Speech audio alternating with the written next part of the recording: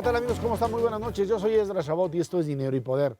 El Instituto Mexicano para la Competitividad, el IMCO, presentó precisamente el Índice de Competitividad Estatal 2016. De acuerdo al estudio, los 5 estados más competitivos son la Ciudad de México, Aguascalientes, Nuevo León, Colima y Querétaro. Los estados al final de la lista: Veracruz, Michoacán, Chiapas, Oaxaca y Guerrero. Esta medición evalúa la capacidad de las entidades para atraer y retener talento e inversión, para ser más productivos y brindar mayores niveles de bienestar a sus habitantes. Nos acompaña aquí en el estudio de Dinero y Poder Luis Mauricio Torres, investigador del IMCO. Buenas noches, Luis Mauricio, muchas gracias por estar aquí con nosotros. Muchas gracias. Mauricio González Macario Esquetino, buenas noches. Buenas noches. Luis Mauricio, ¿cuáles son los datos, de qué se compone este indicador? ¿Qué es lo que está midiendo? Pues mira, el índice de competitividad estatal del IMCO es uno de nuestros productos intelectuales más importantes. Lo lanzamos cada 2 años y lo que tratamos de hacer es encontrar, en este caso, más de 100 variables que se encuentran en la estadística oficial y en algunas otras fuentes. Lo que hacemos es una especie de trabajo metodológico para encontrar cómo estas variables definen la competitividad de los estados. Y para ello lo distinguimos a nuestras variables, a nuestros indicadores, a lo largo de 10 ejes que van desde el Estado de Derecho, una sociedad más incluyente, más preparada, más sana, un sistema político estable, una economía que también sea estable, mercados de factores que sean eficientes, qué tanto se conecta el Estado con el exterior y de esta manera cómo el gobierno es eficaz, eficiente y cómo se logra innovar en los estados. ¿Cuál es el cambio que se da de los 2 años anteriores a esto en función de los distintos estados de la República? Pues lo que observamos es que un buen porcentaje de los indicadores en promedio mejoraron, es decir, el país está mejorando de acuerdo a los mejores estándares, ¿no? Sin embargo, la mejor manera de identificar qué está pasando con los estados es viendo cómo se comportan respecto a ellos mismos en el tiempo y respecto a todos los demás. Puede ser que algunos estados caigan en posiciones en el ranking final o el ranking general del índice de competitividad. Eso no significa que lo esté haciendo mal, sino que probablemente lo puede estar haciendo menos bien que todos los demás. Este ejercicio lo que nos permite es saber, pues dentro de México, cómo se va comportando relativamente la competitividad. No es un tema absoluto. Es por eso que el indicador compuesto lo que nos indica pues, es la posición del Estado respecto a todos los demás. Hay allí estos estados como, bueno, la Ciudad de México no como un estado, pero una entidad, Aguascalientes, Nuevo León, Colima y Querétaro. ¿Qué es lo que tienen para estar en la punta de la lista? Pues mira, la Ciudad de México es un caso muy particular, es la capital, es una ciudad muy, muy grande, tiene gran diversidad económica y además es el centro de una zona metropolitana pues, bastante amplia. Entonces estas peculiaridades le entregan pues ciertas capacidades distintas a todos los demás estados. Sin embargo, lo que encontramos, por ejemplo, en el caso de Aguascalientes, Nuevo León y Querétaro, particularmente, es algo que encontramos del México que ha logrado desarrollarse.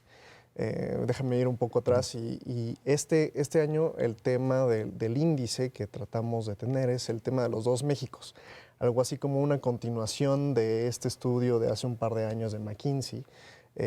Y lo que tratamos de ver es, bueno, no solamente hay 2 Méxicos en el tema de las empresas más productivas y las menos productivas, sino 2 Méxicos regionales. Hay un México del norte, industrializado, conectado con el exterior, y un México en el sur que no ha logrado detonar crecimiento, desarrollo, ni podido sacar a tanta gente de la pobreza como es necesario. En este sentido, Aguascalientes, Nuevo León y Querétaro son de este México conectado, este México desarrollado. ¿Por qué? Pues porque tiene grandes capacidades para atraer inversiones muy importantes. Tienen una, entre comillas, vocación exportadora. Así lo han hecho desde 1994. En el caso de Nuevo León, además de existir un ecosistema de empresas privadas que generan empleos formales, pues también existe esta conexión regional, ¿no? En el caso de Colima, nos parece que es un estado que tiene algunas características interesantes. y sobre todo en el tema de mejora regulatoria, mejores gobiernos, mejora de trámites. La capacidad para abrir empresas es alta. El índice de Doing Business, por ejemplo, del Banco Mundial lo pone entre los primeros lugares para abrir empresas. Y me parece que estos factores se unen para que estos 5 estados estén en el apunto. Oye, Luis Mauricio, precisamente esto que mencionas, a mí me llama la atención con los estados que están más rezagados, porque no es la primera vez que caen en esa categoría estados como Chiapas, como Oaxaca, como Veracruz, Michoacán. Y decías ahora, es que está el México del Norte y el México del Sur. Bueno, no sé si es una cuestión geográfica. A mí más bien podría ser más allá de la geografía, sino la cultura. ¿Por qué? A ver, hay un denominador común en estos estados que están en los últimos lugares, que son los estados en donde se presenta mayor pobreza en el país. Entonces, mi pregunta es, ¿son estos estados poco competitivos por ser pobres o son pobres porque son poco competitivos? Y sobre todo, yo sé que en sus reportes una parte muy interesante es que ustedes hacen algunas sugerencias de cómo volver más competitivos a los estados. ¿Cuál es en este reporte la recomendación del INCO para volver más competitivos a estos estados que tú le llamas los estados del sur? Pues mira, efectivamente no es un tema geográfico. La geografía no debería de determinar tu desarrollo económico o tu potencial. Sin duda, el tener una frontera con el mercado más grande del mundo, pues te permitirá tener acceso a ese mercado y desarrollar tu manufactura de exportación, pues de cierta manera. Sin embargo, hay rutas marítimas que podrían acercar al sureste mexicano con la costa del Atlántico de Estados Unidos y por eso creemos que no necesariamente es un tema de geografía. Es un tema también de instituciones, pero es un tema de una estructura económica que te permite impulsar industrias competitivas. Más que encontrar el por qué los estados no desarrollados no se están desarrollando, lo que planteamos es 6 ejes que creemos que son comunes para todos los estados que sí se han desarrollado. El primero es un comercio internacional, una conexión con el exterior, ya sea vía exportaciones o vía inversión extranjera directa. Encontramos que los 10 estados que tienen más inversión extranjera directa o que exportan más como porcentaje del PIB han tenido un crecimiento de su PIB per cápita de 54% de 1980 hasta 2014, mientras que los estados que reciben menos inversión extranjera y que exportan menos como porcentaje del PIB solo lo han logrado hacer en 1%. Ese es uno de los primeros y encontramos otra liga por ahí que es: si tú tienes un desarrollo de exportaciones, seguramente lo tienes en industrias competitivas como la manufactura de alto valor agregado. Los estados que se han logrado desarrollar exportan cosas como automóviles, autopartes, instrumentos médicos, aparatos electrónicos, productos que necesitan un nivel de tecnificación muy alto. Y además logran tener una complejidad de sectores que les permite tener pues, un ambiente de negocios, un ambiente empresarial, una clusterización de industrias muy distinta a la que existe en el sur, por ejemplo, en donde los productos de exportación, que son pocos, además son de muy bajo valor agregado: frutas, verduras, salsas, petróleo en el caso de Campeche y Tabasco. Entonces por ahí encontramos un común denominador. Y respecto a las propuestas, pues sin duda sería conectar mejor a estos estados en cadenas de valor internacionales. Ese sería uno. Otro tema importante es la formalidad laboral y la presencia de empresas grandes. Mientras en Querétaro, por ejemplo, existen 24 empresas registradas en el IMSS, en Oaxaca o Guerrero o Chiapas, pues son 3, 4, 5 tal vez, por cada 1000 personas en la población económicamente activa. El acceso a infraestructura también es importante, que no solamente son carreteras. En este caso, en 2013, los datos de Secretaría de Energía y de Pemex nos indicaban que había 3 estados que no tenían gasoductos. Hacia 2014, estos estados que no tenían gasoductos, pues no solamente aportaban el 20% de las manufacturas en México. Mientras que los estados que sí tienen, bueno, pues concentraban la parte restante, ¿no? El 80% de las actividades manufactureras. Y por último, me parece que es importante también el tema de la educación y educación pertinente. En México, pues, el acceso a la educación básica pues, ya está muy generalizada, existen lugares donde hay rezagos, pero no son tan dramáticos. Sin embargo, no estamos generando las capacidades para que los alumnos, digamos, de educación superior o educación técnica sean empleables en el mercado laboral formal, porque no le estamos dando esas capacidades.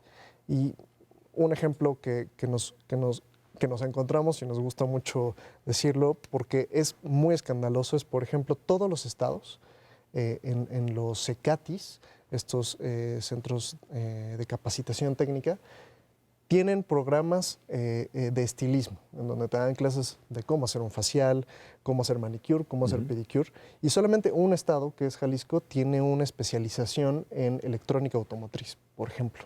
No estamos generando estas capacidades para que los estudiantes salgan y tengan empleo formal. Y pues, ¿por qué es importante eso? Porque la formalidad entrega salarios mucho más competitivos que los salarios que se pueden conseguir en la informalidad. No menosprecies la belleza, que siempre es un asunto importante. Comentabas que no es un tema regional y creo que, o geográfico, y creo que esto es importante. Hay 3 estados que caen significativamente en los últimos años en su posición. Veracruz es uno, y pues uno siempre puede culpar al gobernador fugado.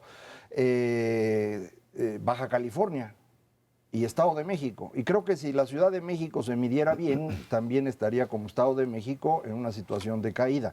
Me refiero a que hay muchas estadísticas que miden mal a la Ciudad de México porque aquí se establecen los domicilios fiscales de buena parte de la inversión extranjera que en realidad no llegan aquí, etcétera. Entonces, estos 3 estados, uno en el norte, como es Baja California, uno en el centro, el más poblado de México, el Estado de México, y Veracruz, les ha ido mal en los últimos años. ¿Hay alguna idea de por qué ocurre esto? Digo, entiendo el tema de empleo formal, pero Baja California es de los que más empleo formal tienen y sin embargo no les va bien. Exportación, otra vez el mismo problema con Baja California. Estado de México, que antes exportaba mucho en materia automotriz, ha ido perdiendo esta posición. ¿Qué ven en estos estados? Pues, probablemente sea una buena idea poner en contexto lo que dice los datos del índice contra lo que le estoy platicando de esta historia de 2 Méxicos, el desarrollado y el no. Sí, Baja California es uno de los estados pues, más conectados, con más empleo formal. Sin embargo, pues también tenemos que reconocer que hay otros ámbitos de los 10 que medimos en los cuales no les va tan bien. Y uno de ellos pues, es en Estado de Derecho, problemas de crimen, problemas de inseguridad. El Estado de México sí debería de tener un poco más de... o sea, hay que dimensionar que el Estado de México es muy grande, tiene problemas muy característicos de estados grandes, ¿no? Al mismo tiempo que tiene municipios que colindan con la Ciudad de México y que son relativamente productivos, generalmente tiene otras zonas que son violentas, con mucho crimen, con muchos problemas derivados de pertenecer a una zona metropolitana tan grande. Y Veracruz sin duda, la mayor parte de sus problemas se encuentran en el subíndice o en el factor político, de Estado de Derecho y de precursores, que es infraestructura. Probablemente la infraestructura no pueda cambiar tanto en el corto plazo. Sin embargo, el sistema político sí está mal evaluado. Cosas como... Pues se va a tardar más en arreglarse que la infraestructura. Sin duda. El sistema político en Veracruz está mal evaluado. Variables como asesinatos de periodistas pues, le va muy mal. En Veracruz, el Estado de Derecho se ve mal en cosas como percepción de la inseguridad o corrupción en el Estado. Y pues todo esto se va un poco amalgamando para lograr tener el ranking final, ¿no? En realidad, de los 10 factores que tenemos, pues hay que hacer una ponderación especial para saber qué es lo que está pesando más. Y ningún estado se parece a otro en cuestión de qué le está afectando, ¿no? Bueno, pues ahí están, creo que son datos que son muy claros para cada una de las entidades y habría que analizar con mayor profundidad este índice de competitividad estatal 2016. Luis Mauricio Torre, investigador del INCO, muchísimas gracias por estar aquí. No, muchas gracias por la invitación. Vámonos a una pausa. Esto es Dinero y Poder.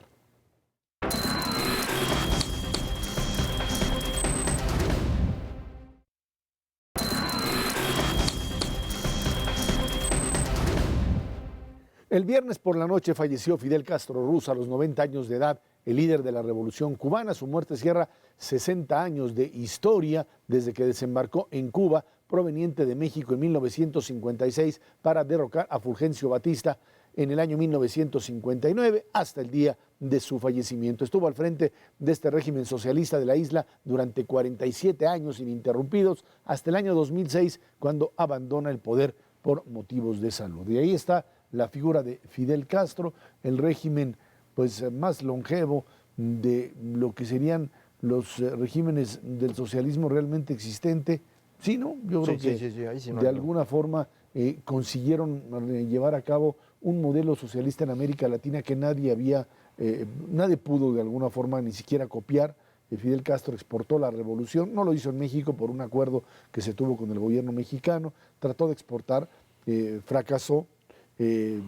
Tuvo ahí su contraparte importante en un modelo socialista llevado al poder por la vía electoral con Salvador Allende en Chile en 1970, del 70 al 73, con el derrocamiento de Allende. Y después, por supuesto, toda esta situación que pues, hay que comprender a Fidel Castro en el marco de la Guerra Fría y este bloqueo norteamericano que lo obligó a entregarse a la Unión Soviética, cerrar la isla, vivir de los soviéticos. Y yo creo que el grave error de Fidel Castro, que es propio de un dictador que no tuvo la capacidad, como la gran mayoría de ellos, de incorporarse a un proceso histórico, de entenderlo como tal, es que cuando desaparece el bloque comunista, desaparece la Unión Soviética, era la oportunidad en los años 90 del siglo pasado de redefinir toda la relación con los Estados Unidos. Ya no había una Unión Soviética, ya Rusia no lo apoyaba, y por lo menos no en esos momentos, y ahí podría haber generado toda una situación distinta y por el contrario profundizó modelos estatistas que llevaron hasta la hambruna a la propia isla y bueno, pues lo metió en esta dinámica que en el 2006 con Raúl Castro tratan de comenzar a abrir y creo que estábamos llegando en estos momentos a una apertura importante, tanto con la disidencia como en la posibilidad de cambiar el modelo económico paulatinamente. Viene el triunfo de Trump y parece que el escenario podría otra vez revertirse.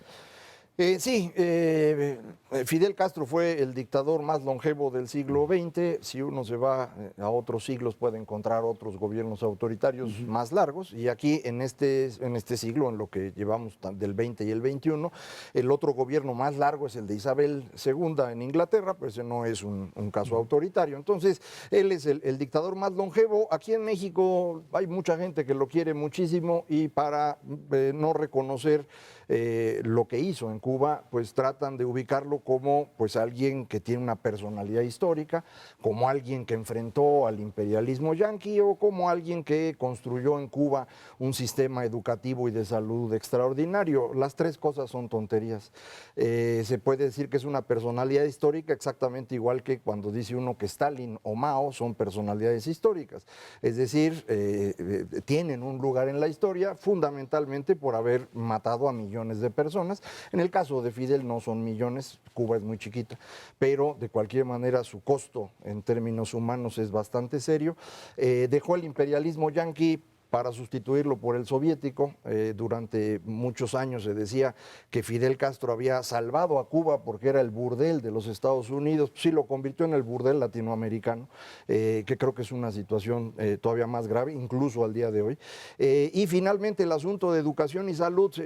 ha hecho los números siempre olvidando que antes de la revolución uno de los países más desarrollados de América Latina era Cuba. Era probablemente junto con Argentina y Uruguay los que tenían la mayor alfabetización de América Latina, el mayor nivel de ingreso, incluso superior al de Argentina en ese momento. Entonces, cuando uno ve esto, dice, bueno, pues no hay manera de defender al señor. Pero como eso aprendimos en México, porque coincidía con la lógica de nuestra propia revolución y esta idea de que los estadounidenses por definición son los malos del cuento, pues ha sido dificilísimo quitárselo de encima y todavía hoy pues se festejó muchísimo al extremo de que el señor presidente Enrique Peña Nieto fue a los funerales rodeado de una cantidad de líderes de otras naciones que son impresentables prácticamente todos ellos. Pero bueno, pues aparentemente para el PRI Fidel Castro sigue siendo una gran figura. Eso no creo que abone al reconocimiento o al respeto que pudieran tener por ese partido, pero así son las cosas, ¿no? Pues sí, efectivamente la figura de Fidel polariza. Basta leer, ¿no?, los diarios aquí en México, en otros países latinoamericanos, en España.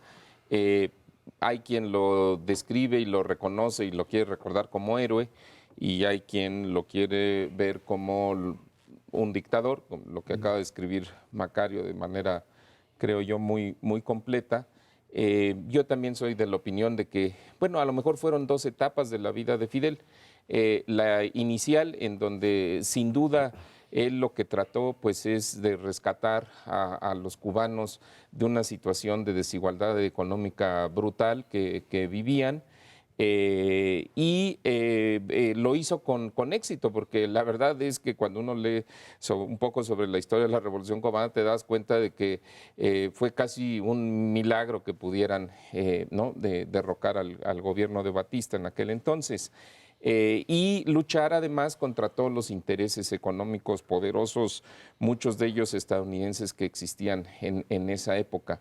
Pero al cabo del tiempo, no sé qué sucedió, fue perdiendo, yo diría, la brújula, se van endiosando porque se vuelve un poder absoluto. En la isla no se hacía más que lo que Fidel decía o permitía, y al cabo de varias décadas te das cuenta de que sí redujo la desigualdad económica y la desigualdad social en muchos aspectos, nada más que en lugar de reducirla y elevar el nivel económico, lo que hizo fue bajarlos a todos. Entonces, efectivamente, se presume mucho del sistema educativo de Cuba, y sin duda que es un buen sistema educativo, pero es un sistema que no trabaja, llamémoslo así, para la gente. Los cubanos no tienen acceso a los satisfactores mínimos requeridos o que presumían, ¿no?, el régimen de Fidel, porque simplemente no había medicinas, no había equipo en los hospitales, y sobre todo el nivel de ingreso de los cubanos, y estoy hablando de profesionistas o gente que está en la academia. También la academia se le dio mucho impulso a los estudios superiores en Cuba, que ganan menos de $50 al mes. Y aquí no estamos hablando de hace 30 años, estamos hablando de hace 30 días. Así son los niveles de ingreso de los profesionistas en Cuba. Hay sistemas de cupones, hay sistemas de racionamiento, hay sistemas donde se les provee la vivienda, pero te prometo que con todo y eso no alcanzan a sobrevivir, y por eso se va desarrollando en Cuba una economía paralela. Ya para finalizar, Cuba está hoy ávida de una gran inversión en infraestructura, y tiene un enorme potencial turístico. Nosotros nos tenemos que cuidar en México, porque Cuba va a ser la competencia de toda la Riviera Maya una vez que se empiece a desarrollar en forma las actividades turísticas, pero le falta eso, le falta inversión productiva. Con eso la isla y el nivel económico puede repuntar muy rápidamente. La pregunta es si el nuevo régimen lo va a aceptar y lo va a fomentar, o se va a estacionar igual que como Fidel. A ver, y la otra parte tiene que ver con, creo, una terrible política errónea de los Estados Unidos siempre hacia Cuba. El modelo del bloqueo lo único que hizo fue favorecer permanentemente la cerrazón de la isla y el fortalecimiento de la figura endiosada, carismática, por supuesto, el culto a la personalidad de Fidel, el justificar cualquier tipo de medida en función del enemigo yanqui que desde afuera era una amenaza, y a partir de eso pues seguir manejando esta situación de confrontación con el enemigo exterior, y de esa manera no permitir ningún tipo de disidencia interna. Así fue como funcionó. La idea de la apertura, de generar y de que es lo que instrumenta Obama en los últimos tiempos, de abrir y decir, entremos a Cuba, dejemos que empiece a manejarse un turismo de alto nivel, de ya no boicotear las actividades y comprar, etcétera, que si bien le pudo haber causado un daño, y lo hizo en las elecciones para los demócratas, y que pues ocasionó el triunfo de Trump, lo cierto es que este tipo de entrada de estos factores externos es lo que, si no se interrumpe por una política interna del señor Trump, puede ocasionar lo que sería pues ya este flujo de ideas, de mercancías y de servicios, que es muy difícil que un modelo dictatorial pueda administrar.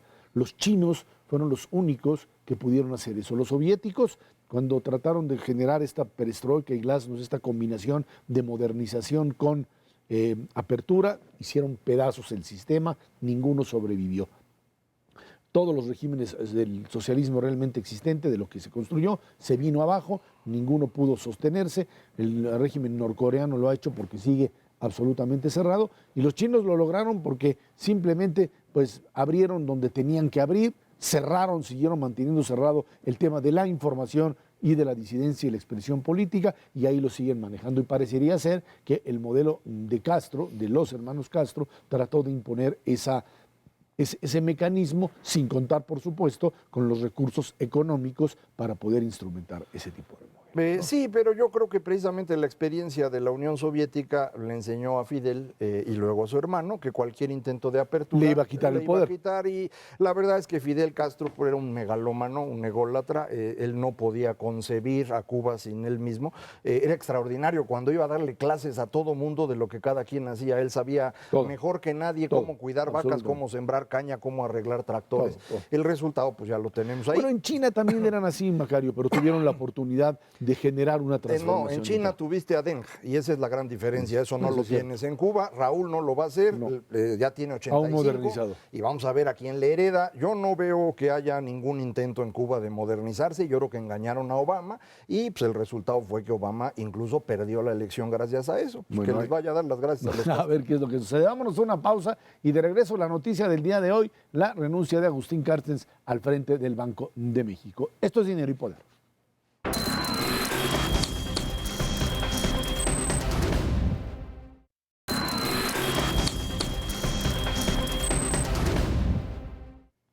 El gobernador del Banco de México, Agustín Carstens, renunció el día de hoy a su cargo para asumir la gerencia del Banco de Pagos Internacionales en Ginebra, en Suiza, a partir de octubre de 2017. Banco de México señaló en un comunicado que Carstens garantizó que durante los próximos meses continuará plenamente dedicado a la tarea de ser el gobernador del Banco Central, y de esta manera pues seguirá en este espacio tratando de garantizar certeza. Los mercados el día de hoy cambiarios no le hicieron caso, y bueno, pues más allá de otro tipo de presiones, se pusieron nerviosos en el tipo de cambio. Todo el mundo, por supuesto, ve en Agustín Carstens una figura, por un lado, de credibilidad.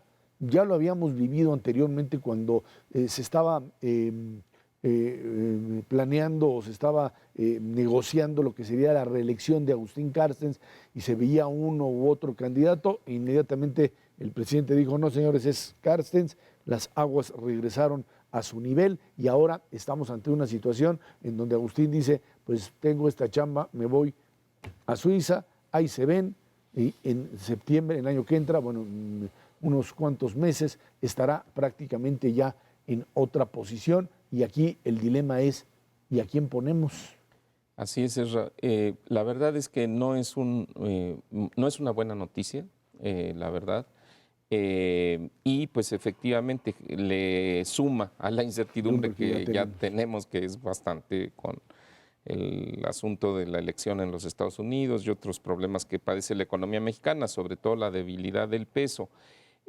Yo creo que vale la pena dejar claro, nadie es indispensable en el sistema de gobierno en México. Pero eso no quiere decir que no sea útil o valioso. Mira, en el mundo de los bancos centrales son como un transatlántico. Cuando las aguas están tranquilas, son instituciones muy sólidas. Yo la compararía con las Fuerzas Armadas, o sea, realmente tienen un servicio civil de gente que conoce lo que le toca hacer dentro del Banco Central. Entonces caminan casi solas. El valor de los banqueros centrales se reconoce en situaciones de crisis y en la actualidad, aunque no estamos en una crisis, el Banco de México sí va a jugar un papel fundamental en todo lo que resta de este año, el año entrante, probablemente el 2018, porque en esta institución Banco de México es donde descansa la estabilidad macrofinanciera del país. O sea, es la única herramienta que le queda algo. Para que un gobierno tenga una economía estable se necesita tener finanzas públicas sólidas, cosa que todavía no tenemos por la caída de los precios del petróleo, y necesitamos aplicar una política monetaria, vamos a decir, estricta.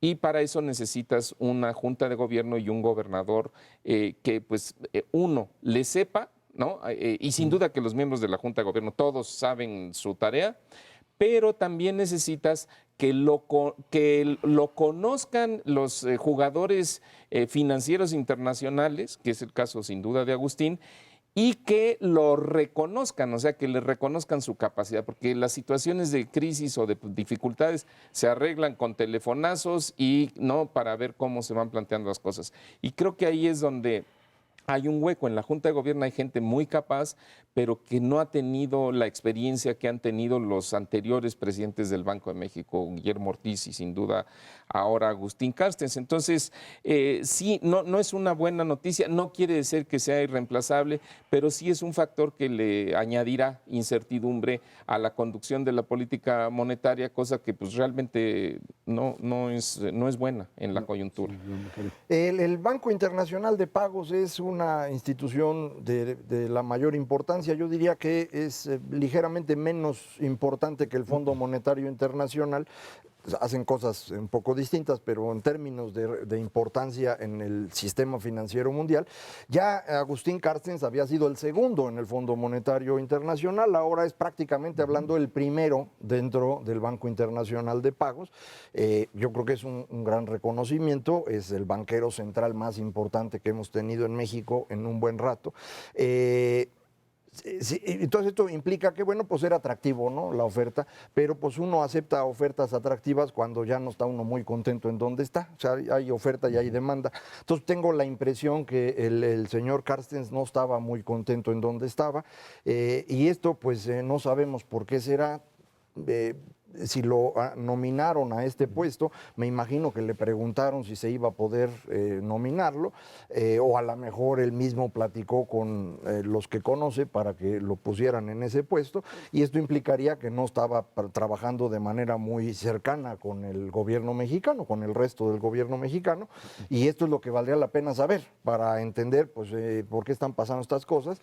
Sí es una decisión que pues, es un poco preocupante, aunque no estamos en crisis, pues no es así como el mejor momento para irte, ¿no? Cuando el peso se te ha ajustado, lo que ha ocurrido durante el último año prácticamente, y en los últimos meses se te ha ido 3 pesos para arriba con respecto al dólar, pues ahorita dices que te vas, pues le echas otros 25, 30 centavos más al asunto, no es el y va a estar mejor difícil. momento, ¿no? Quizá el tema ahora, de aquí en adelante, es rápidamente elaborar el proceso de sucesión y lanzar el nombre de quien a partir del mediados del próximo año estaría al frente de la institución para garantizar una transición entre Agustín Carstens y quien sea el nuevo pues responsable del Banco Central y que tenga los contactos dentro de las instituciones financieras. Y que vayan trabajando quizás en paralelo. Yo creo que esa es la ventaja de haberlo anunciado con anticipación. Agustín se iría hasta el mes de julio, entiendo. Y bueno, pues esto da varios meses para ir preparando la sucesión. Y según recuerdo yo de la ley hay 2 posibilidades, Ezra. Una es que se nombre a un miembro adicional de la Junta de Gobierno, o sea, un subgobernador, y que después se seleccione. los miembros de esa Junta de Gobierno el que podría ser el reemplazo del gobernador. Pero también entiendo, a lo mejor ahí Macario lo conoce con más detalle que yo, que el presidente puede nominar al gobernador tal cual, o sea, sin pasar, digamos, por la Junta de Gobierno, pues creo que tiene esa facultad el presidente de la República. Entonces ahí sí, el proceso de selección es fundamental y entre más rápido se dé a conocer, no estamos hablando del día de mañana ni mucho menos, pero digamos, entre más se acelere, porque también hay que tomar en cuenta digamos, en este sexenio, en esta administración, hay veces que los puestos ciertos puestos claves se han quedado vacantes por mucho tiempo. Recuerdo el del embajador en los Estados Unidos y algunas otras secretarías de Estado y dependencias federales. Creo que aquí sí no se pueden dar el lujo de aplicar esa forma de actuar, porque si no, inmediatamente, ¿no? Las variables, los mercados financieros no se esperan a los anuncios, esos reaccionan en base a sus percepciones, y si la percepción es de que se está dudando, de que no se sabe a quién poner, de que si no se va a poner a la persona adecuada que tenga los conocimientos y la capacidad, pues inmediatamente van a reaccionar. Creo que sí hay una gran diferencia con otras posiciones que han quedado vacantes en el transcurso de esta administración. Y bueno, en medio de toda esta situación vemos también el periodo de transición entre el fin de la administración de Obama y del próximo presidente Donald Trump, con nombramientos importantes, interesantes. Uno es el de quien será el próximo secretario del Tesoro, Steven Mnuchin, como pues un hombre también de todos estos grupos de conservadores, ultraconservadores al frente de instituciones importantes, y de Wilbur Ross, este secretario de Comercio, pues que es más que nada uno de estos hombres de negocios que tiene intereses también en industrias aquí en nuestro país, y que pues te habla básicamente de esta plutocracia de Wall Street, decían, pues otra vez encaramado ahí en el poder. Sí, cuando era candidato el señor Trump estuvo diciendo que la señora Clinton iba a poner a todos los de Wall Street porque eran sus amigos y la habían financiado, y pues ganó Trump y está poniendo a los señores de Wall Street que son sus amigos. Él dijo, era obvio, si uno está votando por un multimillonario para presidente, pues que los amigos que tiene seguramente pues no son los que viven del welfare, ¿no? Entonces, pues está poniendo a ellos. Nombró también como, digamos, subsecretario o secretario adjunto de Comercio al señor Todd Ricketts, que creo que puede ser más importante en materia de comercio que el mismo señor Ross, porque Todd Ricketts es de una familia de políticos conservadores. Su hermano es gobernador en Nebraska, y él es dueño de los Cachorros de Chicago. Entonces ahorita debe estar bien contento porque finalmente ganaron, y creo que es una persona relativamente joven, y creo que es una persona que sí entiende bastante más el comercio moderno, y que no tiene esta visión mercantilista que asociamos con el señor Donald Trump. Entonces creo que pues ya tenemos algunos interlocutores con los cuales empezar a platicar acerca de qué es lo que se va a hacer en la administración del señor Trump, y esto pues va a ir reduciendo la incertidumbre paulatinamente, pero ya que estábamos más o menos arreglándonos con quién hablar allá, pues ahora ya no tenemos quién va a hablar desde acá, pero pues detallito. Sí, mira, rápidamente, yo creo que el señor Ross empezó con el pie derecho, porque efectivamente, bueno, lanzó algunas declaraciones de que no quiere una guerra comercial con México, que sí quiere sentarse a negociar porque ve posibilidades de mejorar el tratado, pero me parece que hay un cambio de señal muy importante, no negociar sobre el tema de si se queda o no se queda el tratado, sino de qué quieren los estadounidenses, de renegociar en el sentido, ellos lo que quieren es que haya más empleos allá y vendernos más mercancías. Y ninguna de las dos cosas es mala o inaceptable para México. Nada más hay que ver de qué manera se pueden mejorar esos flujos de comercio. Creo que abre una avenida de negociación que podemos aprovechar en México. Habrá que ver cómo se van planteando las cosas, pero me parece que ya no es esta situación de al diablo con el tratado porque es el peor tratado que ha negociado los Estados Unidos, que ese ha sido el planteamiento del señor Trump. Creo que ya no empiezan a sentarse las cosas, ojalá que sigan por ese camino. Bueno, por lo pronto lo que también queda claro es que con un tipo de cambio como el que tenemos, pues difícilmente les podemos seguir comprando las cantidades de mercancías que ellos suponen. Pero ellos nos ¿no? pueden comprar un montón. Eso también. sí. Y esto resuelve el asunto de que quería subir aranceles. No, Ya aunque lo suba ya no importa, mismo, así que así asunto estamos. resuelto. Vámonos a una pausa y de regreso. El día de hoy, 1 de diciembre, tomaron posesión varios gobernadores en distintos estados de la República y pues también tormentas políticas en cada uno de estos. Esto es Dinero y Poder.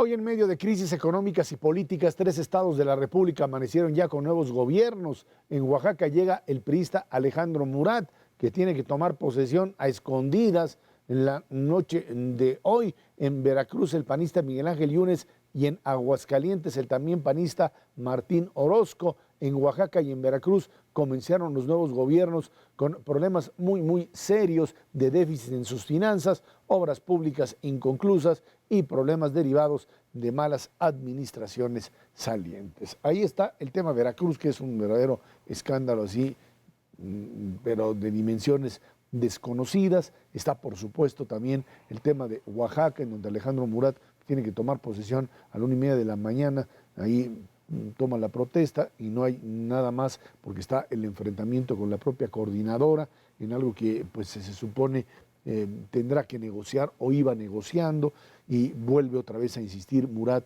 que también le entregaron un estado totalmente quebrado, lo mismo que el caso de Veracruz. Quizá el caso de Aguascalientes es pues, el más tranquilo de todos, en la medida en que se trata de un estado que pues, ha tenido la capacidad de ir creciendo, como ya lo hemos platicado en distintos momentos, a partir de su pues, proyecto exportador, y en ese sentido el tema político pues, puede ir cambiando de administraciones priistas a panistas, pero no tiene una mayor incidencia. En los casos de Oaxaca y de Veracruz, verdaderas bombas de tiempo. Sí, lo platicábamos al inicio de este programa. El índice de competitividad de los estados se refleja claramente en el índice de toma de protesta de los nuevos gobernadores. Aguascalientes, uno de los 5 estados más competitivos de México, pues tiene una transmisión de gobierno donde, como dices, pues realmente no hay problema si es PRI o PAN, el estado va a seguir funcionando. Mientras que en Oaxaca y Veracruz el asunto es terrible. En Oaxaca pues ni siquiera hubo la toma de posesión pública, porque la sección 22 no dejó que el nuevo gobernador pues ni siquiera se siente bien en su silla, mientras que en el caso de Veracruz pues hay un saqueo, decías, de proporciones históricas. Todavía no sabemos de qué tamaño es, pero parece superar lo que cualquier expresidente de México de los buenos tiempos de la corrupción libre pues había acumulado en su puesto. Pues es verdaderamente un récord. Creo que esto se explica muy bien por qué unos estados son exitosos y otros no. Platicábamos de varias cosas de comercio exterior y todo lo demás. El gobierno es determinante. Cuando uno tiene gobernadores que funcionan 2 o 3 o 4 seguidos, los estados empiezan a ser muy exitosos. Está Aguascalientes, está también Querétaro, es otro gran ejemplo. Mientras que cuando tiene uno gobernadores sátrapas, como es el caso de Oaxaca o Veracruz, pues tarde o temprano el estado queda al borde de la crisis, ya sea económica o social, como es el caso de Oaxaca. Creo que detrás de estos gobiernos hay una forma de pensar en los estados, que es lo que explica el por qué ciertos gobiernos pueden irse sustituyendo bien y otros no. Y sigo pensando, los estados del sur de México pues están en otro siglo, ¿no? Y no hay forma de que esto funcione si no empiezan a pensar distinto, pero bueno, pues a ver si ya le aprenden, ¿no? Si no, sigan votando como van, ¿yo qué? Sí, además yo creo que son situaciones diferentes, no hay que perder la perspectiva. En el caso de Veracruz, pues el periodo es por 2 años. En el caso de Oaxaca, pues son los 6 años normales, vamos a llamarle así. Y aquí la pregunta es, bueno, ¿qué podría ser si en 6 años luego les cuesta trabajo sacar adelante o hacer que las entidades progresen, pues en 2 años Veracruz, ¿qué puede suceder? Y ahí que me parece que es una cuestión de definir prioridades, y no digo que no lo tengan, yo supongo que lo tienen bastante claro, pero actuar en función de esas prioridades y también ir preparando un poco el terreno para el desarrollo de las entidades más allá de los periodos de gobierno. En Veracruz 2 años y en Oaxaca 6. ¿Por qué, Esra? Porque mira, Oaxaca y Veracruz efectivamente tienen un denominador común. Su crecimiento económico está por debajo del promedio nacional desde hace muchísimo tiempo. Tienen una deuda pública muy elevada, considerablemente más elevada que el promedio del resto de las entidades. El costo de su deuda, como tienen mucha deuda, pues entonces les prestan, pero les cobran más. Entonces, el costo de la deuda se absorbe una parte importante del presupuesto de estas entidades federativas. Tienen poca participación laboral, no atraen empleos, no, gente hay, pero empleos no. Tienen muy bajo turismo. Veracruz y Oaxaca son estados con un potencial turístico, pero enorme. No lo están explotando. Y nos decía nuestro amigo Luis Mauricio Torres del IMCO, no tienen vocación exportadora. Bueno, pues le tienes que ir encontrando la vocación. Todas estas cosas no se van a resolver, sin duda en 2 años, eso a mí me queda clarísimo, pero lo que sí puedes hacer es ir preparando las cosas para tratar de tener una visión de más de un sexenio, una visión amplia de cómo ir preparando a estas entidades para que tengan un progreso económico, porque ya han sido muchos años de rezago. Me da la impresión, y lo entiendo, que se están concentrando en la problemática política, no en resolver el problema de la deuda estatal, pero no son las únicas cosas que les debe ocupar la atención a estos nuevos gobernadores. Si descuidan lo demás, pues será otra vez, ¿no?, sexenios perdidos, que los que pasen las consecuencias pues son los veracruzanos y los oaxaqueños. Y es que el problema es que el deterioro de estos estados ya no es solamente en función de el atraso histórico que vienen arrastrando, sino en el caso de Veracruz específicamente, los problemas de seguridad, los problemas, digamos, de un deterioro social, de falta de recursos mínimos para poder sobrevivir, están presentes porque el desfalco alcanzó a eso: pensionados que no cobran, hospitales que no tienen los recursos para atender a los enfermos. Lo que vemos en países que están prácticamente deshechos, como el caso de Venezuela, hemos visto estos procesos de deterioro, los vemos reproducidos en estos estados que han sido saqueados por este tipo de gobernadores, y en donde le tienes que entrar primero a evitar una catástrofe humanitaria y después establecer las bases para poder generar un tipo de inversión que no va a llegar ahí mientras no haya una garantía de que no viene otro sátrapa a robarse otra vez todo. Garantía que es imposible ofrecer. Pues yo creo que el señor Yunes lo que va a concentrarse en hacer es ver qué puede resolver en materia de finanzas públicas, ver si puede más o menos serenar el asunto de seguridad pública y preparar la elección, ¿no?, para tratar de ganarla, porque eso es lo que hacen los políticos. Y en el caso de Oaxaca, el asunto creo que es más preocupante porque ellos sí tienen los 6 años ahí con el señor Murat, y tengo la impresión que estarían aprovechando los de la sección 22 para pues echar atrás lo que ya habían avanzado en el gobierno de Cue. Están culpando a Cue de muchísimas cosas. Creo que eso siempre pues sirve para culpar al antecesor, pero además te abre el espacio para revertir medidas que ya habían tomado, y probablemente eso es lo que la sección 22 pide, y yo no sé si el señor Murat también está en esa lógica. Sería gravísimo. Es decir, la sección 22 es un grupo de bandidos, eso debería estar absolutamente claro. También platicábamos al inicio en los temas de competitividad acerca de la educación. Bueno, pues esos estados son los que tienen niveles educativos peores, no porque no vayan a la escuela, sino porque ir a la escuela los hace más ignorantes que si no hubieran ido a ella. Eso es lo que se ve en los exámenes. Es decir, pierden habilidades cognitivas los niños en los estados del sur de México conforme van a la escuela, porque los que dan clases son los bandoleros de la coordinadora. Entonces, si el señor Murat no se va a enfrentar a ellos, porque pues hay que recordar, su padre fue también gobernador, lo último que hizo cuando fue gobernador fue liberar a 800 personas que estaban acusadas de estar participando en la guerrilla. Pues digo, habría que ver sí, qué va a pasar, nada más, ¿no? que aquí yo creo que hay un elemento que es diferente, y que es el hecho de que Alejandro Murat es el gobernador del PRI, y hay un presidente de la República y un secretario de Educación que se la jugaron el todo por el todo por una reforma educativa y en donde, pues, si estás dispuesto a echarlo para atrás, tendrás que enfrentarte con tu propio partido y tu propio presidente. que se va en un año y medio.